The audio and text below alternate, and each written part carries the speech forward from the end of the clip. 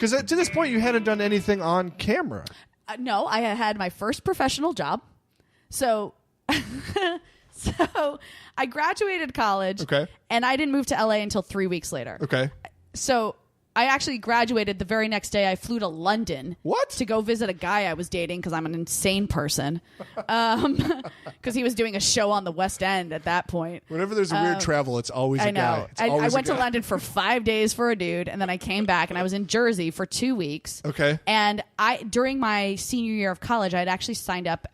Boston had a couple casting offices. Right. At the time, there were no real agents in Boston. You could just sign up at casting agents, and then if they had some things, they would just call you directly. Okay, sure. So when I'm back in New Jersey, I get a call from one of these casting agents in Boston that was like, we have an audition for you tomorrow for this music video. Oh, wow. And I was like, oh, well, I'm actually in New Jersey now. And they were like, oh, well, let us know if you want to come. And I was like, yeah, give me like 10 minutes to think about this and I'll call you back.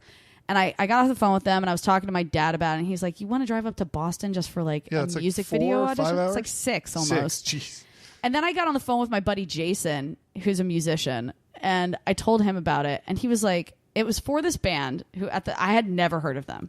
I'll say who it is soon, because I had never heard of them at the time. Building. And I mentioned it. That. Yeah, there you go. I mentioned them to Jason, and Jason goes, I mean, yeah, I've heard these guys. I think they're like up and coming. And he's like, and Alison, you literally just complained to me earlier today that you have nothing to do. Like, drive to Boston, do the audition, road trip. Spend the night. I still have friends up there, so it's like spend the night with friends and then come back the next day. I was like, yeah, you're right. So I call the casting office back and I'm like, all right, I'll come up. So I drive up to Boston. I drive 6 hours.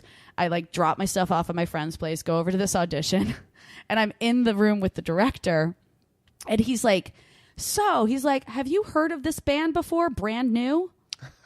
And I was like, I mean, I gotta be honest. I looked them up last night just so I had an idea of what the music was, but I hadn't heard of them before. And he's like, oh, okay. And he told me afterwards, that's exactly why I booked the job. What? Because so many girls were walking in there and being like, oh my God, I love Brand New. Like, I love Jesse Lacey like that. And I was like, I don't know who the fuck these guys are. And then I had to pretend I was in a car accident. Like, that was like literally my entire audition. I get a call 2 hours later that I've booked the job and I have to drive to Vermont the next morning. Wow. So I spend the night in Boston and then I'm driving to Vermont by myself to this address that they give me, which is some seedy ass motel in the middle of nowhere, Vermont. Okay. And I'm like, I'm going to get murdered. Like, what am I doing up here? And I spent 3 days in Vermont. Did you text Tracy Wigfield to see? No, there was no texting then.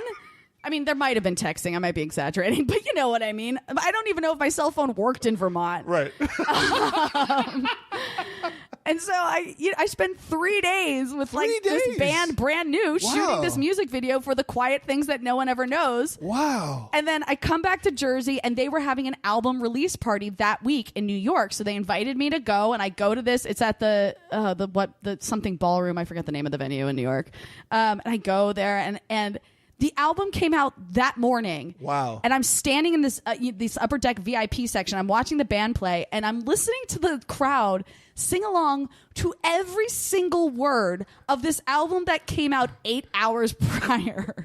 And I'm like, who are these guys? And then the video comes out and ends up becoming #1 on MTV. And these guys do massive world tours and they become like the biggest thing in the like that whole pop emo era. Right. And I'm like, I had no idea. That is so crazy. I mean, I got paid $300 to do that. For 3 days? Yeah. I got paid $100 a day to do that music video. And it was this like huge fucking deal. And I had no I got to watch that video now. Yeah. I'm really blonde in it. I'm like platinum blonde. But you're like the lead, the prominent girl. Yeah, that's amazing. Exactly. I listen to them all the time in college. So I did a music video like 2 years. Every straight white male probably did. Yeah, I think so. But I did a music video like 2 years ago. My friend was directing it and just asked me to be in it. I was like, sure, not a problem. And I get on set and I'm like, this is why I don't do music videos anymore, because the band, like all the guys in the band were like 20. Right. And I'm like in my mid 30s. Right. I'm like, I'm too old to be the girl in the music video anymore. They don't care. I can't believe that took 3 days to shoot. Was it that intense for like a 4-minute video? It was night shoots. That's why. And you only, you can't. You only got like 6 hours. Yeah, exactly. Interesting. That's funny. So you did have camera experience. Yeah, exactly. But anyway, I'm on this video shoot with these like 20-year-olds for this I don't even remember the name of the band, whatever it was 2 years ago.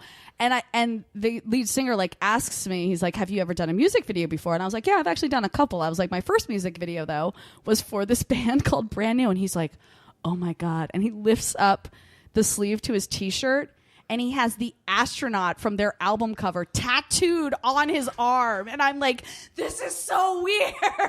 That is amazing. It came full circle. It totally did.